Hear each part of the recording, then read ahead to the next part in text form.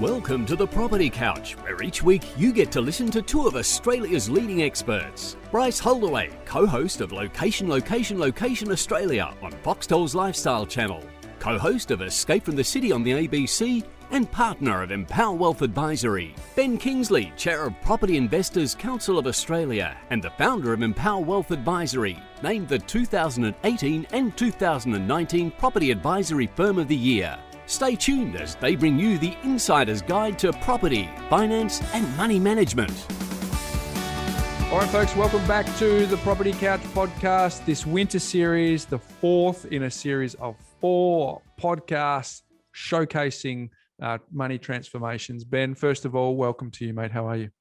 Mate, I'm good. I wish we could do this winter series for a bit longer, Bryce. If it wasn't for me going away, I reckon we need to extend it, or can we bring forward the summer series? I mean, these stories are as inspiring, but they're also grounded in sensible truth and execution. And you know, today's story is no different. It's an absolute blinder.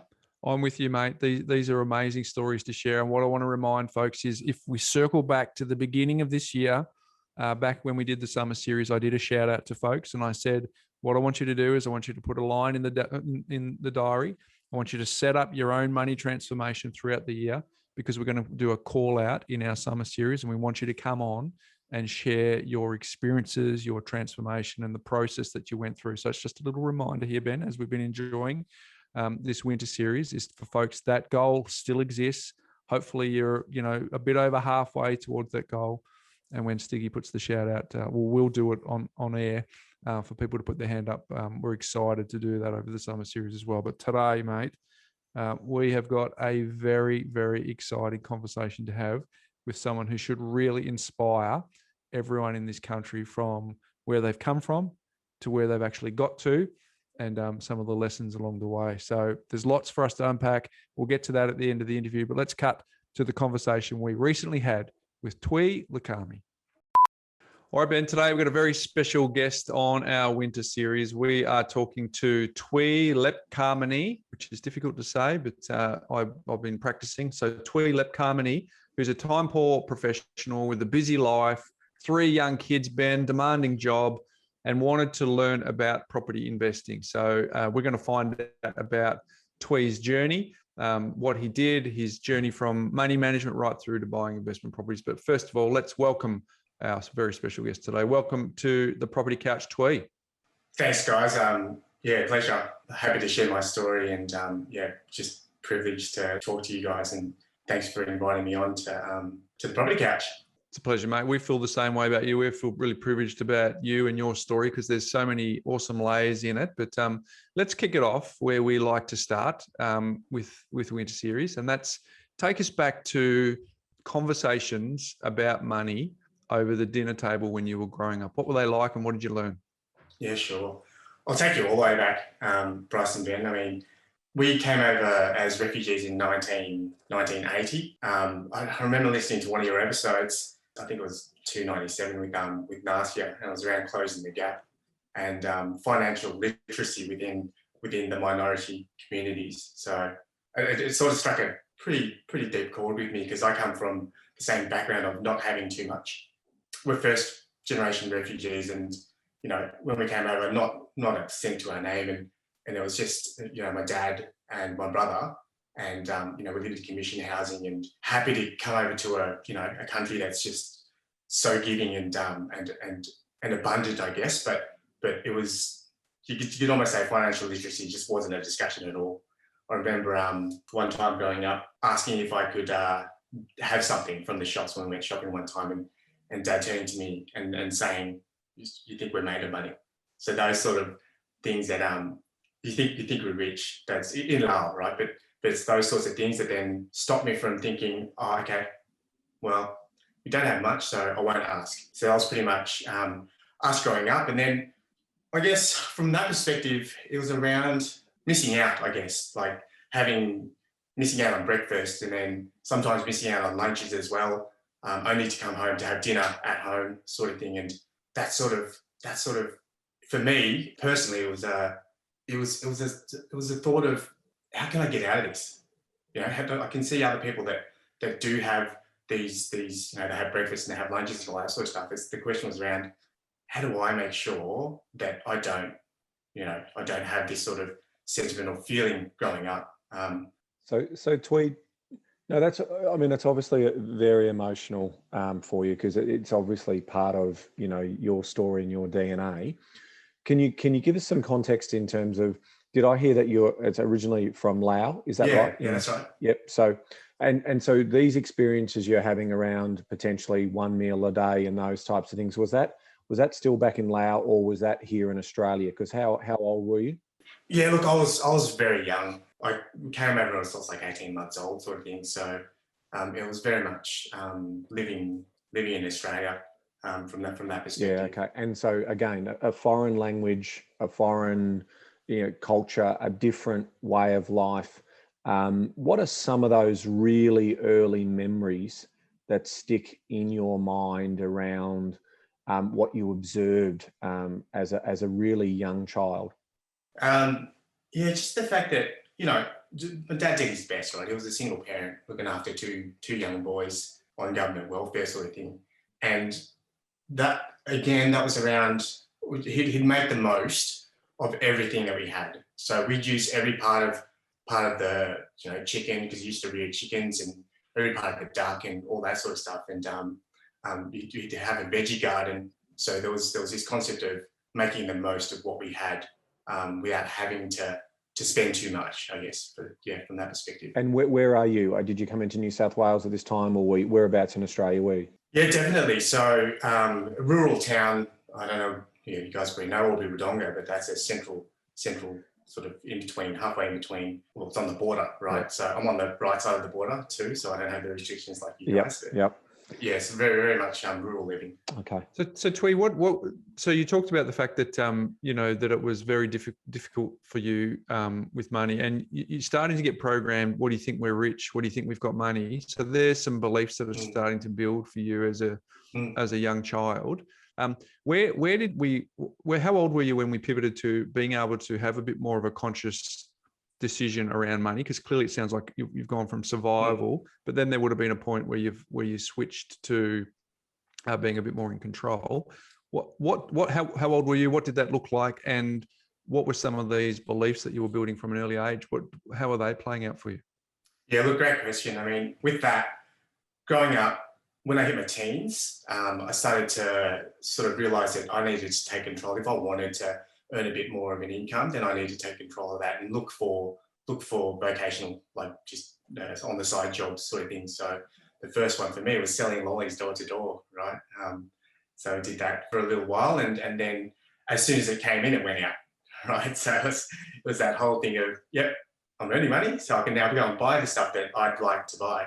And then that sort of went into, when year 11, I was in hospitality. So I worked at restaurants and that sort of stuff. And then through uni, it was the same, just working in restaurants and the hospitality and customer service game. Again, as soon as it came in, it went out, because I hadn't, and I wanted to buy the things that I felt that I didn't have.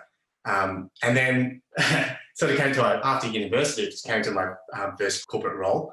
Went into, I've got a corporate gig now. So my first thing that I want is the dream car that I always thought about, which was a Celica, 1999 one. So I bought one of those on credit, by the way. So so that snowballed into, okay, then I met my fiance, or my girlfriend, now my wife, Jennifer, lovely lady. But it was we were living the dinks life, right? Double income, no kids. So that's where it sort of went into that. And we went overseas on credit, and I was just living the sort of paycheck to paycheck life. And then it sort of triggered to me, like, where's my money?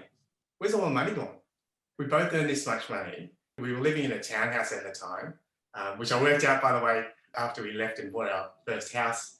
Helped the landlord pay $77,000 off his mortgage over that time.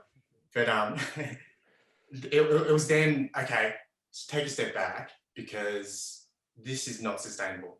So this is when it started to dawn on me that I needed to take some level of control of my money. So the money coming in, so I had to make sure that we were paying our bills and had enough for that sort of cycle. So I started a spreadsheet, simple spreadsheet, to say what's coming in, what's going out.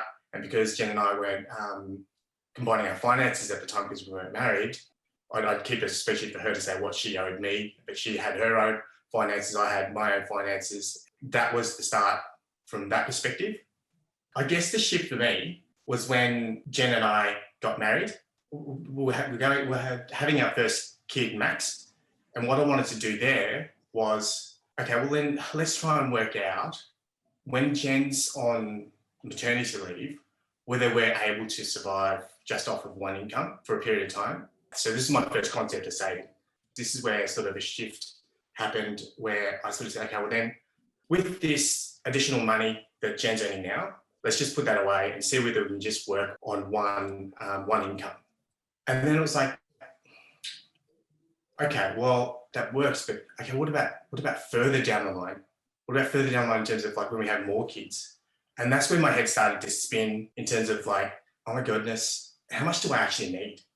How much do we actually need to be comfortable? What is comfortable? That was the thought in my head. And I moved or upgraded from spreadsheets to a tool called Microsoft Money. I don't know whether you guys have heard of Microsoft Money. Yep, absolutely. Yep. And welcome Definitely. to financial consciousness. That's the, because there's a piece in there that I do want to come back to, Twee, if I can, which was obviously, sure. I'm assuming your dad's definitely drumming into that education is really important. Obviously, you did tertiary qualification, so you got that driver. But how much of that drive around having what others had, like when you grab the Celica, you go into debt because you got money coming in. How much was that around acceptance and being like others, a pull for you into that environment of debt? Because this is where a lot of people have that. I mean, you've come from very, very humble beginnings. In fact, poverty line would be absolutely as part of that story, right? So what we do see is this real pull to when money starts coming in. I want to be what we might say is normal. And how conscious were you about that normality versus that desire to be like everybody else? It's huge, right? Everyone wants to be liked, wants to make sure that they're not hurting anyone else, or wants to be accepted and that sort of stuff. And that's a whole nother story, guys, in terms of that relevance, identity, all of those things. They're powerful drivers, right? They're super powerful drivers. And then that comes then into the whole concept of, and we'll probably talk about it a bit later, but this whole mentality state where there was a shift in mental state as well. Because there was this season in time there where I played the victim, definitely. Woe is me, I should be given this and that. And there was a point in time early on in my university career was where I was like, well, hang on, again, I need to take control. I'm the one that can change this. So that was like a snap change of where I turned that victim mentality into more of let's talk more positive and more optimistic about how we can do this. Like I know that I control myself. I can only influence others, and that's probably a key thing where that's stayed with me since then. And that wasn't a journey that I came to conclusion from myself. I had to read some literature to actually help guide that mental state change. Yeah. That is so powerful a story. That is amazing, right? You've demonstrated a couple of critical elements. One is you've moved from pessimism to optimism, and you've also taken on the responsibility that it is to be it's up to me. Yep. So ultimately, I can influence the destination and the journey that I go on, and I'm not going to play the victim. I'm going to basically take charge of that. I think that's super powerful. Hey, can I ask another? And I'm really leaning in onto this personal question here, but with your brother, what's the age difference between you and your brother? Just 1 year. Yeah. Okay. And has he gone a similar course? Because this is what is fascinating about human behavior. Is he similar to you? Yeah, my dad's remarried as well, so I've got another younger brother as well. But my older brother didn't do tertiary, but he went into sales and he's done fairly well for himself. So he's got 3 children as well. And even though we haven't discussed it intricately, I think he's of the same concept of he needs to work hard to make ends meet from his side as well. Where I'm trying to influence him is around the investing side of things. So I'm just slowly feeding him minds. This is the other thing, guys. I have to watch myself about being too overbearing about their finances. Not a lot of people up to the stage where they want to talk about it. It's still taboo, definitely still taboo. And from what I see, and there's been times when Jen sort of said, just ease up on the talking about money stuff with other people, because they're not. You just want to help so many people, though, don't you? Yeah, well, it's addictive. It's totally addictive. Yeah, where you want to change people's lives. There's nothing wrong with that. Yeah, because it's now. They need to start now. This is the thing that I'm sort of saying. Like, when I'm at my end goal, and we've gotten to our destination sort of thing, then that's too late for the people that I hang around now. So this is why I like coming, or I'd love that you've invited me on this, so that they can hear this potentially and get inspired by that story of starting now. Yeah. That's awesome. That is so cool. It's a great. Hey, you go, Bryce. It's great. It's definitely a great backstory there. What I'm interested in, Twee, is you said money in, money out. Talk us through that season of your life, which sounded like it spanned a number of years.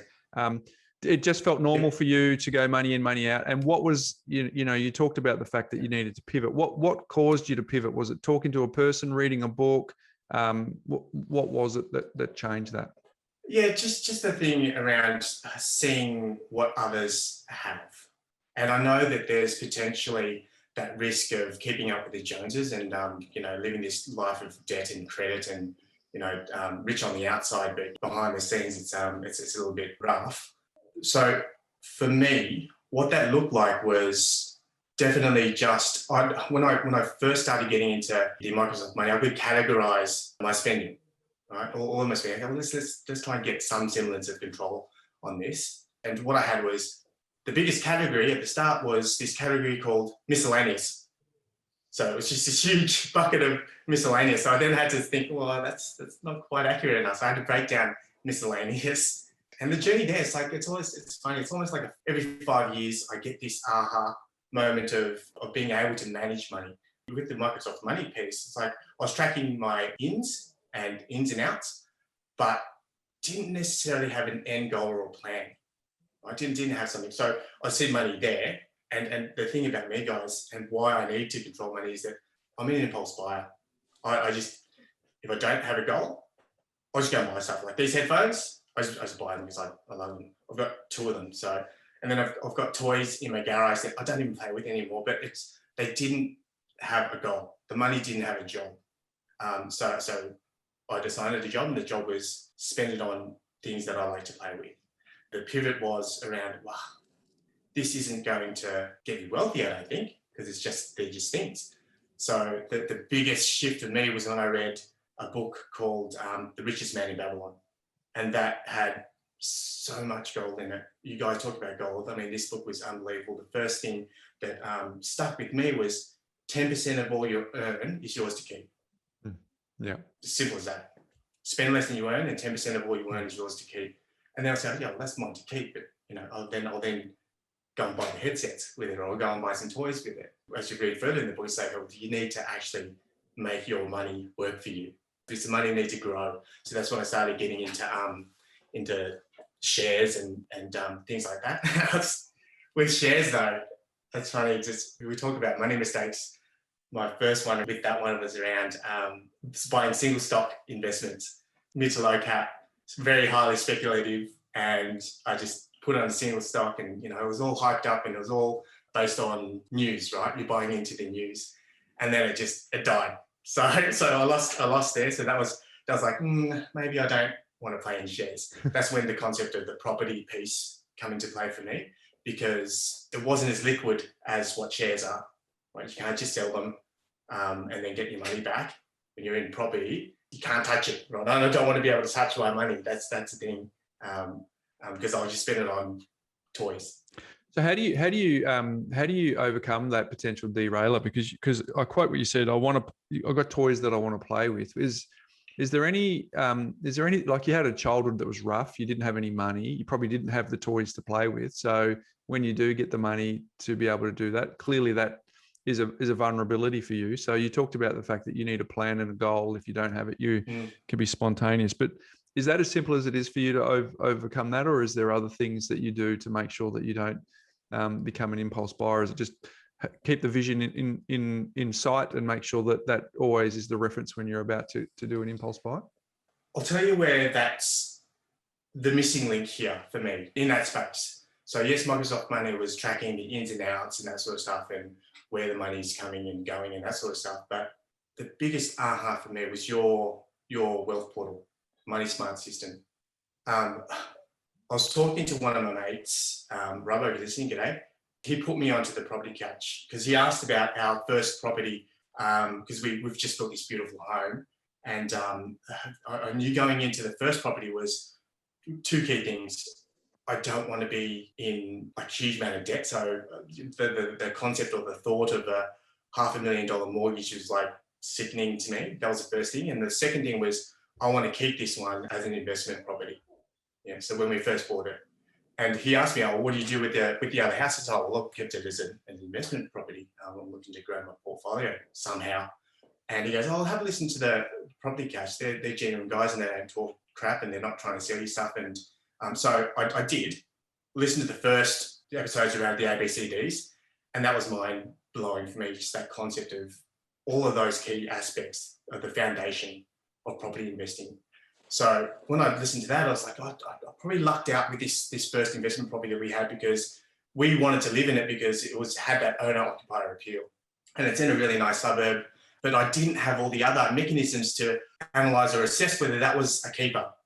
Not until I started to think, how do I get my next properties? And this is why he pointed me to you guys. And then after listening to you guys, it's like so much gold, but so much work to make sure that you don't slip or buy the wrong property. So the Money Smart system did two things.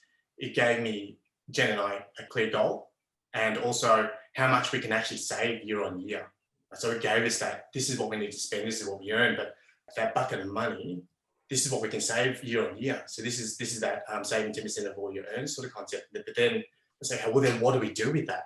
And then when talking to you guys or the property planner that I worked with, he articulated the next steps. I had a concept of the next steps because I did read, it was Tony Robbins' book around money, master the game. And he talks about the concept, he's more into shares, but he talks about, think about what your end goal is. What does that look like? So I went through that process, right? Okay, at the end, I don't want to be able to go, if I wanted to, have the choice of going on an overseas trip once a year, and maybe first class. And the second was like, have a new car every 3 years, look after my dad on stages of life sort of thing in retirement, give back to the community to some capacity. And then when you look at that whole, you assign a number to it and that gives you an end goal. Once you've got that end goal, it's then how do you get there?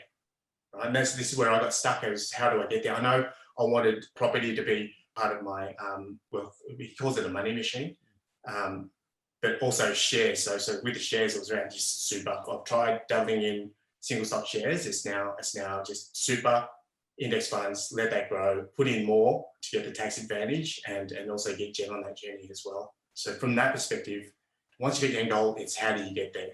And where you guys closed the gap was, one, the property plan, and also the Money Smart system where you're conscious of every dollar spent.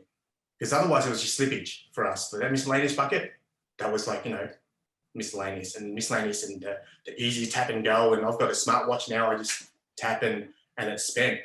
But the control here, or the pivot here, was setting up that structure where we've got the provisions or the primary account. We've got a provisions budgeting piece, which is funny, I'll tell you a story about that, but also the credit card for the auto sweep. And then the weekly living and lifestyle. That weekly living and lifestyle is key because that's the conscious spending piece. And once you run out, that's it. There has been times where Jen and I have had to have robust conversations about what goes on that and what doesn't go on that. You're not alone. You're not alone. I'll put my hand up for that too, buddy. Yes. I guess that was the final piece for me, or the two final pieces for me. The Money Smart system to control and the plan in detail of how we're going to get there. How hard was that to switch over? Because you'd invested a fair bit of your time in Microsoft Money. And I still do. And you'd spend hours and hours in there. So, and then we come along and say, well, we want you to spend about 2 and a bit hours to set it up. And then we want just about 10 minutes a month to maintain it. Yeah. So that was a contrast for you. How did you go with that contrast? It's a great complementer, right, to the money side systems. I'm never going to give up Microsoft Money, guys. That's just not in my nature. Like, I need to do the rats and mice sort of thing.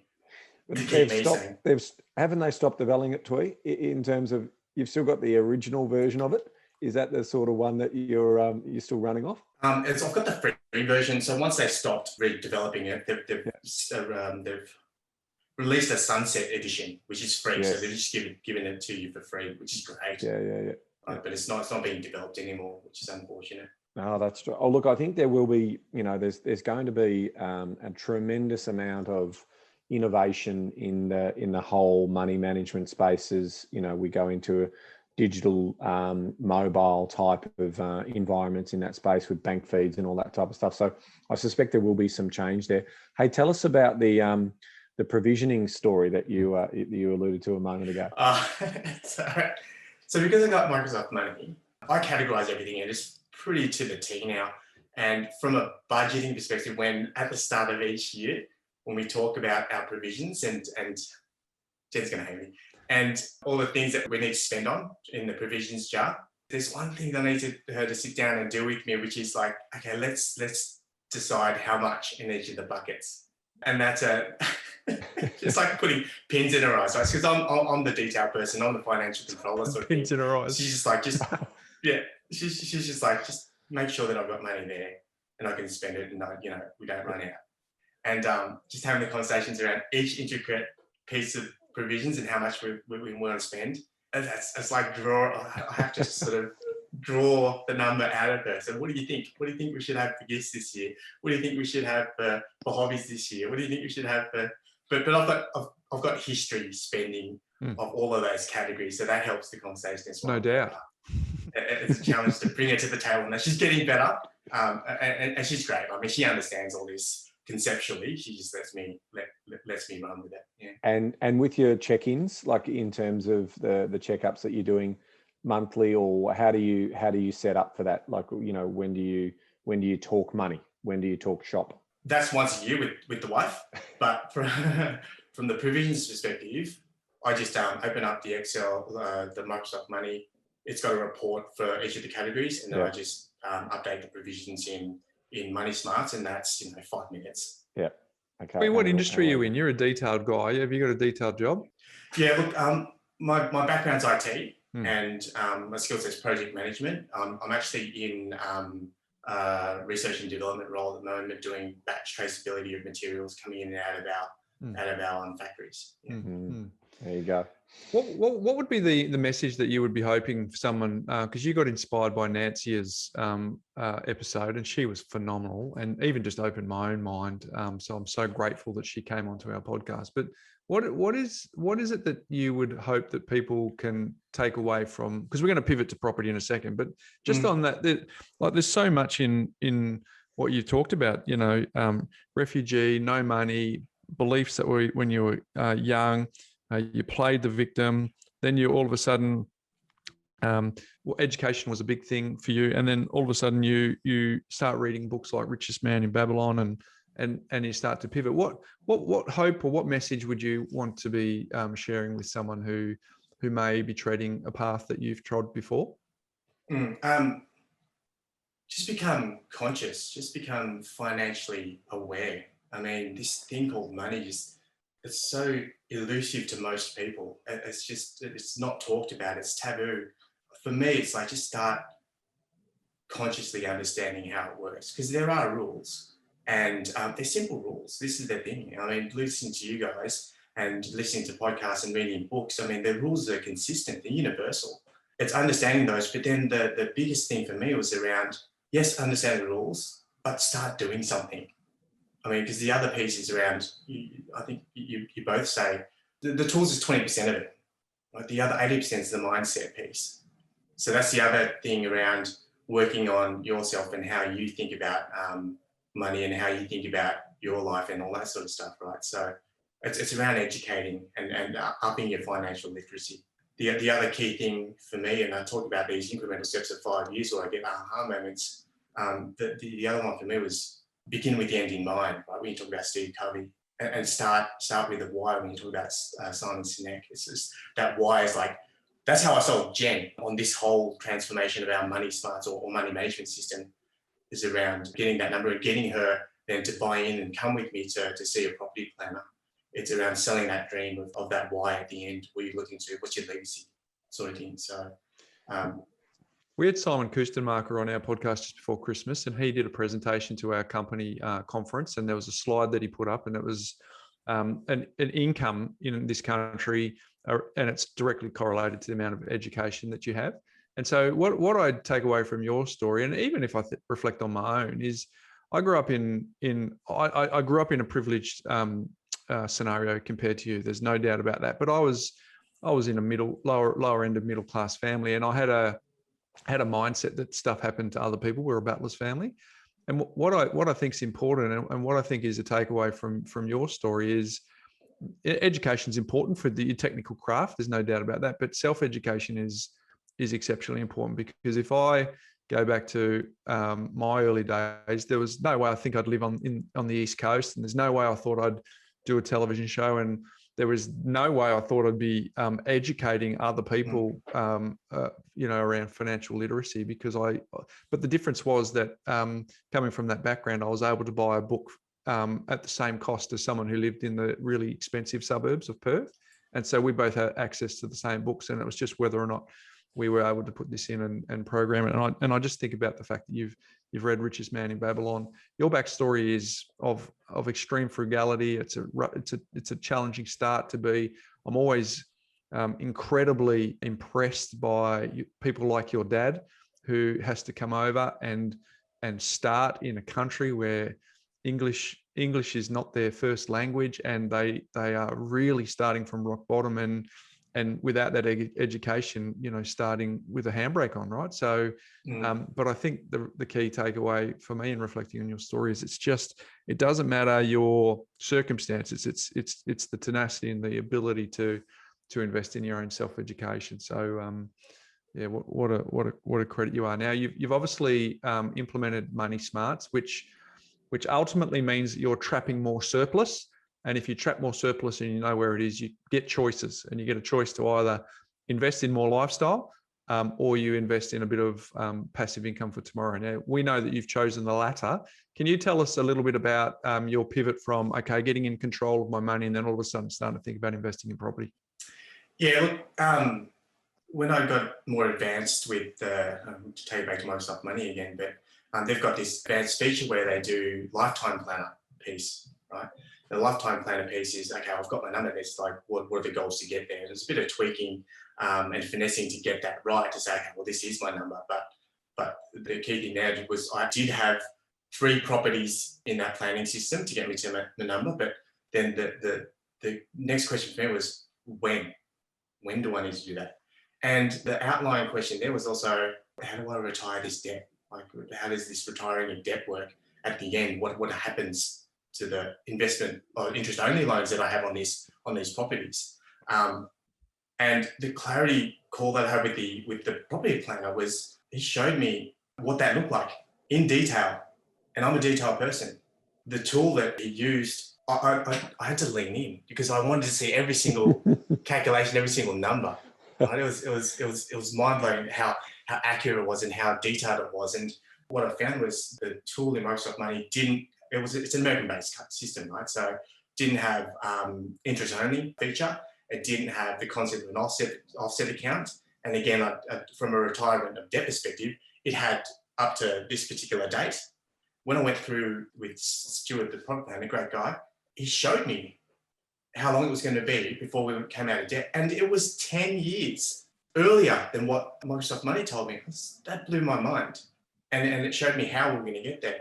And the concept of how to retire debt, that was all explained. Like, the money's just to sit there in the interest-only offset account. And if you want to liquidate it against the home and sell it against the home, you can, or you can just leave it in the offset and you're not paying interest. It's all yours, sort of thing. So that was like another, again, a light bulb moment for me. And even to the point where we are now, back to the start, is we're on our journey to trap our surplus to a point where we've got our emergency fund up to a point where I can take the next jump. And that next jump is in 2023. So we'll have that reserve money or that emergency money in there by the end of 2022, which I'll then engage with a buyer's agent, and I'll let them do the magic for me, because we've got the investment property types that I need to buy, that Jen and I need to buy. And then after we've done that one, 2023, the next jump then is 2025. At that point, 2025, I can take the foot off the gas and just let that ride and let it do its thing. And when that hit in my head and it clicked, it was like a weight lifted off my shoulders. Just that final piece of the puzzle that was articulated to me. The other component around this as well was I also then engaged with a financial advisor to help me do the defense piece, right? The defense piece that you guys talk about, the D side of things, where what happens if I pass away? Heaven forbid, or what happens when Jen passes away? Do we have enough to cover it off, that when we do get to that point where we do have this, this portfolio, this money machine, that it's protected if something does, heaven forbid, happen? And that was, again, another weight lifted off my shoulder, right? And then when it all come to the point where I felt that this is now, the wheels are in motion and we've broken the camel's back on this foundation piece, I was like, what do I do now? In terms of in myself, I was like, what do I do now? That's all covered. All this free time. Yeah. More anxiety. And that was confronting. That was actually confronting. What was your answer? Well, this is the whole pandemic thing, right? So this was all last year. It just snowballed, and I got it all happening, got it all up and running, and got it all established. And then it was like, I now have to face my inner demons. So this concept of am I a fraud? I know we all have it, but it's this insecurity thing. And I remember listening to, and this is another thing that I attribute to you guys, but listening to your podcast, and you introduced a gentleman called Jamin Fraser, and so I listened to his podcast, and then went on the journey of trying to unpack my past to try and break or understand why I have these different stories in my mind based off of when I was a childhood, right? And thinking that was fact. And then that's another shift in mentality that I had to do, or the journey I had to go through from that perspective. So having the financial freedom or the financial foundation in place, it then unlocked me to be able to work on myself a bit more from a intellectual perspective and more of a personal perspective, so that I don't feel that I limit myself, and I can try and be the best person, right? So, yeah. There's some amazing stuff in there. It's a good segue, because I was going to ask you, you said that once you'd seen the plan, when to buy a property, how much to spend, when your money's in order, what you quickly work out is that the mystery has actually been taken away from how to actually get to the end destination, right? It's like, wow, it seems a little bit too simple, but Ben and I have this saying that money is simple, behavior is hard, but it sounds like a platitude coming from us. But can you speak to that in terms of you've gone through the process of now getting clear visibility, clear clarity on what your pathway is? You talked about the fact that it's now freed up a bit of time for you to realize, well, I was getting busy over here, but just getting busy being busy. Now I've got this time to free up. What would you speak to that it's actually super incredibly simple? It's just we got to get out of our own way. Yeah. That's key. I think where a lot of people get stuck, and this is where I remember getting stuck back in the day, was facing into understanding where each dollar goes. This is that whole money, cash flow management piece of your ABCDs. But they get stuck because it's too overwhelming to try and get that information in the first place. It was a bit easy for me because I had that information already, but when I talk to my mates, it's around, they just don't. The first step is just to understand where it's going. It's simple but hard because there's potentially a fear factor there as well of what's on the other side of knowing. And that's where I believe, or my thoughts are, it's a stopper for a lot of people. They don't want to face into it, right? They don't want to face into the credit card debts or this sort of stuff of keeping up with the Joneses and the concept of looking their best or looking wealthy. But on the back end, there's potentially a mess, but they don't know because they don't want to face into it. And this is where it's simple, but it's hard because it's that mentality of crossing the line to wanting to understand. It's a difficult conversation, Twee, that people have to go through, right? for some people, as you say, they avoid it. And yes, even statements like, money simple, behavior is hard.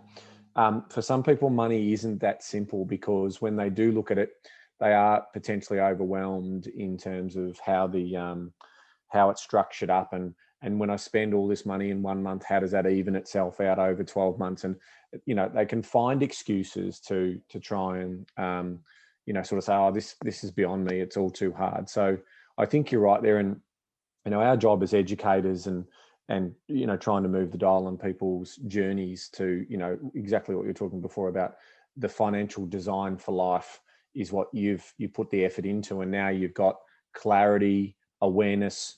You're on this end of this financial transformation story. You've got a guitar behind you that I know that you've now got free time to play with. And there's still work to be done here too, because I'm going to convince you that, as you get bank feeds and so forth, all of that stuff will be automated, right? So the time you spend in Microsoft money will also dissipate over the next 5 years. So I think we've got to continue to recognize for people, and a lot of the people who are listening to this podcast are aware of that. They have aspiration, they have that future orientation, and they're willing to at least look at it. And you took the effort of just an open mind. And that's all we can say for people who are on the fence, is just open your mind.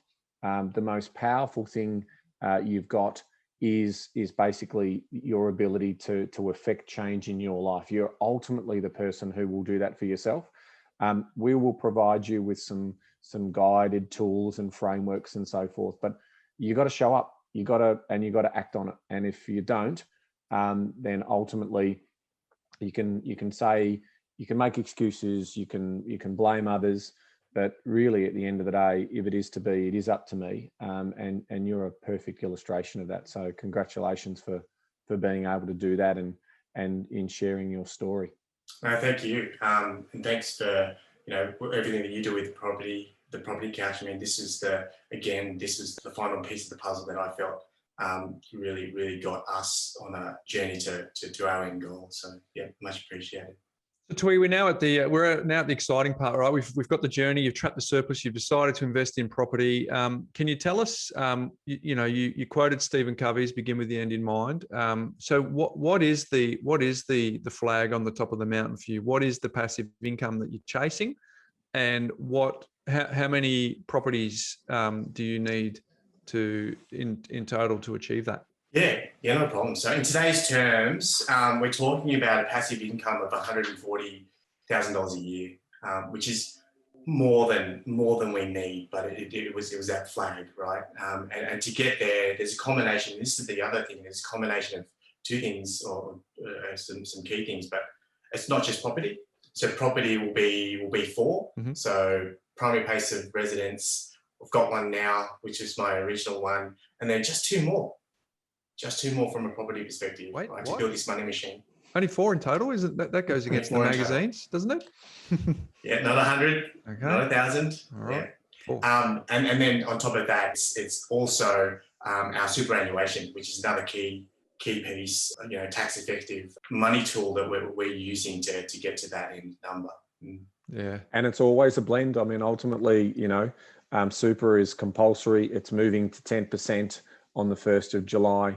So, that's also a critical piece there. So I think people need to be mindful, and we talk a lot about property because it's our wheelhouse, but certainly, what is going to also contribute to that is not only the compulsory super, but any additional contributions, as you say, to where you're making additional contributions there as well. So a nice blend designed to give you the wealth accumulation you need over the time frame you've got. And look, the most powerful instrument in all investing is time, and that power of compound. So, you've started nice and early, which is great. And you are putting yourself in a really, really powerful position to get that achievement, to get to the top of the mountain. So again, it's just a matter of now walking that pathway, continuing to tweak where you need to tweak, continuing to check in, measure and monitor, as we say, as part of our 5-step process, and and that's gonna get you to that ultimate game. And my final question from my end is around what lessons are you passing on to your kids? What is it about the journey that you've gone on that you think are the big takeaways that you can pass on to your next generation? At least this is, I find this funny, but when we go on long trips, when I first started listening to you guys, there were some key episodes that I'd listened to, and then I wanted the family to listen to. And a trip to Melbourne, I'd just suddenly go, I just want to listen to this podcast, this episode, and I'd force them to listen to it. And that is one of the ones was that Money Management episode 51, I think it was, or the Money Smart System. The other one was with Paul Clifton, episode 200. And there was others, but like it got to the point where they knew what I was doing. I was like, not another. I was like, we should listen to silence. But from a kid's perspective, we have those discussions around the table, kids' table. So awesome. I don't want to make it taboo. Yep. And the other key thing that we've done also, what I've implemented with the kids, I've implemented with the kids is they work to earn money, right? And Max is my eldest boy is a bit more advanced. They've all got 10% of what they earn is theirs to keep. So I've, put in when they earn the money, they've got 10% just sitting there. But Max is now added an additional goal of he wants to go to Japan at some point in time. So, okay, well then 10% to your Japan fund. And we track his tasks, taking out the bins, cleaning his room and all that sort of stuff. And he sort of goes, well, I earned $5, so why isn't that going up by $5? I said, it's because you've got your 10%, you've got your Japan fund now. He's like, right, okay. So he's now starting to get that whole concept of there's other things that take away from what you earn as well. And maybe I'll add a rental tax at some point, but no. Very good. Hey, Twee, my final one is, what will it feel like for you? Because clearly you've got a goal, 140,000. What will it feel like for you when you get to that mountain and you have a conversation with your dad and say, I did it, Dad. We started where we started back in commission housing, no opportunities, and we've worked hard. And then you'll get to this place of, self-achievement. What will that feel like? What will that conversation feel like for you and your dad? Yeah, look, it'll be huge, Bryce. I mean, I know that he's already proud of me and what I've achieved so far. So that extra bit of, helping him out, which I do already, it's that journey piece. I'd rather have those conversations as the journey goes along rather than, telling him at the end of what I've achieved. It's actually, he's seeing the journey that I've been going through. And I do feel that he's immensely proud of where I've come and where my brother's come from that, those humble beginnings sort of things. So, I mean, the other piece for me, around being so appreciative of him moving to Australia, this is the lucky country, right? So why not take the opportunity to make the most of it while you're here? Right? Because I could have been anywhere. Could have been back in Laos, heaven forbid, in poverty in some of the other countries. It's like, don't waste that opportunity was the key thing that's in my head. And I'm sure that from that perspective, he'll be happy, and I'll look after him when we get to that end goal, but all the way through as well. Twee, you're an inspiration. You are a credit to your dad. You're a credit to your family. Your kids and wife are very lucky. Now, what I will say is I reckon that you're going to inspire a lot of people with your story, because if you can do it from that background, some people will be sort of looking at themselves going, well, what excuse do I have, right? So I'm incredibly grateful. I know Ben is that you come on. It is our favorite part of the year when we get to share our listeners' stories, and your story is one of transformation, and I think there's something in it for everyone. So you're brave. We appreciate that courage on being transparent. You're making sure it's not taboo in your family, but you're helping to make sure it's not taboo in a whole lot of families as well. So mate, we appreciate you coming onto the Property Couch. Thanks for having me, guys. Keep up the good work. Thanks, Twee. Unbelievable. Well done. Mate, here's my message to the community. No excuses. Yes. There shouldn't be any. There should not be any. What have we said? Don't leave it up to somebody else. If it is to be, it's up to me. And Twee is exemplifies. This is what we talk about, people who who are just trying to design the lifestyle that they want to design. Doesn't matter where you come from. You're getting the opportunities. I mean, forever indebted to his dad for taking them across and bringing them to what we know is you win the lottery when you live in Australia. There's absolutely no doubt about it. So there's absolutely no reason why people should be making excuses, because there is just no reason why, when someone like Twee comes along with just a fantastic mindset, great attitude, using the story state strategy as all parts of that journey, just absolutely incredible in terms of what he's been able to do. So all testament and credit to him and his family for putting all of the ducks in a row and just going after it and getting it done. Well said, Ben. I've reflected a bit on, since doing this winter series, how grateful I am that the podcast has allowed me to actually see the worldview of some people who are marginalised.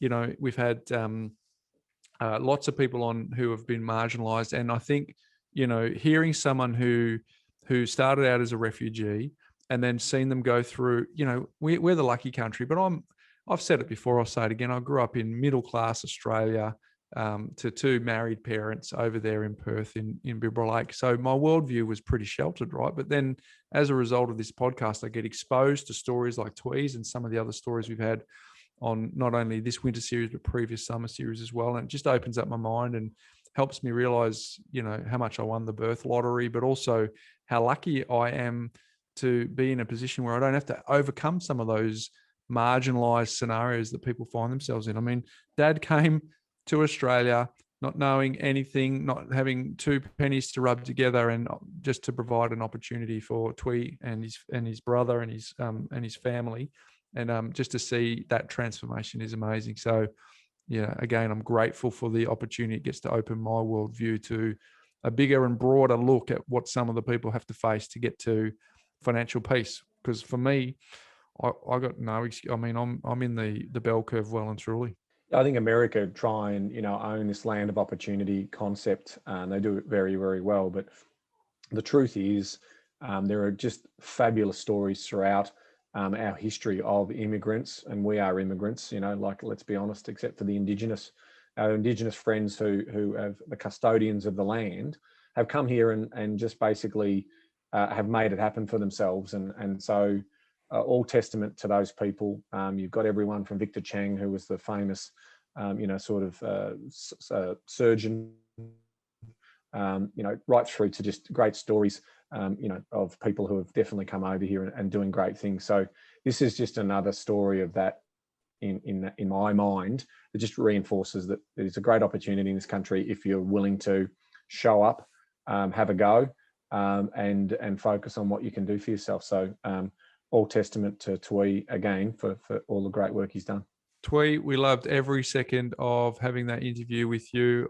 We're fully confident that everyone listening to this would have at least one takeaway, probably multiple takeaways from your story. So thank you for sharing it, Ben. Thanks for another wonderful winter series. I've thoroughly enjoyed it, mate. I enjoy interviewing quality humans like we get the opportunity to do. I like doing it with you. So we've just spent 4 weeks doing that. But mate, you will be enjoying by the time more. But I'm going away, aren't I? So, I was going to say, so that's it's my fault that we can't continue the winter series. So it's your lifestyle design, mate. It's your lifestyle design's fault. You shouldn't have put that big rock in the jar at this point in time. No, only serious. But mate, it's always a pleasure to do these with you. But that's it until summer series at the end of the year. So folks, reset. If you're a bit wobbly, you're in the messy middle from you started a resolution at the beginning of the year to transform your money, it's not too late. Get your ducks in line, get your house in order, get your money in a place where you can manage it in 10 minutes a month, less than 10 minutes a month, and put your hand up for the summer series because that's coming, mate. But until I normally say... Well, can I extend on that? Yes. Can I extend on just a little bit? So don't forget, for those people who want to start by organising their money and taking control of their money, download our book at makemoneysimpleagain.com.au. Mm-hmm. Get onto our free platform. It's going to be free forever. Just get on there, use the book as the instruction manual of the Money Smart system. That's where it all begins, people. It starts with getting in control of your money, trapping your surplus, and then putting that surplus to work. That's all we're saying to you. Mate. And then the sky's the limit over time. So go after it. Yeah. If you're serious about this, Well said. go after it. Get on the summer series, go after it, do exactly what Ben said, mate. But as I was just sort of hinting, like I normally throw to you at this point and say, mate, until next week, but that's not true. You're not on next week. No, I'm taking, for the first time, I'm not on an episode, or maybe I've had one other, with my back injury, did I have a time off? I can't remember. Oh. But anyway, I'm checking out. I'm whacking me hiking boots on. I'm going bush. So, well, here's the deal. Here's the deal, mate. Two things. One, have an unbelievably fabulous time. You deserve it. And I'm super excited to hear the stories. And for the community, they only have to wait an extra week, mate, because you're not on next week. I've found another co-host to join me. But the following week, I'm going to get you on, and we're going to actually unpack your journey to lifestyle design, because it's a very important part of being able to walk the talk with us. And we're going to talk about what you are doing. So we're going to get you on the satellite phone and unpack that. So I'm excited in a couple of weeks' time. But so I'm not sure what we're going to do here, mate. But until next week. Well, have a good show. But knowledge is empowering, but only if you act on it. Stick around next week, folks. We're going to have a great co-host. We're going to have a great episode. But I look forward to bringing that to you next week. See you, mate. Have a good time. Hey there, folks. Bryce Holdaway here. Before you go, if you're new to our community and only listened to maybe a handful of episodes, I thoroughly recommend that you go all the way back to episode number 1, where we unpack all of the foundations when it comes to property investing. Now, for those of you that might be a little bit time poor, I've got good news for you. We have a binge guide that you can download straight away, which summarizes the first 20 episodes where Ben and I unpack the foundational pillars of the A, B, C, D, and so much more. And you can get that straight away. If you go to thepropertycouch.com.au/TPC20, you can download it and consume it whenever you want. It's completely free and available now. And for those of you, just a quick reminder that nothing we've spoken about today constitutes financial advice. We recommend that you reach out to your licensed professional advisor so that you can look at your unique circumstances before acting on any information. Now don't forget, go to thepropertycouch.com.au/TPC20 and get your binge guide today.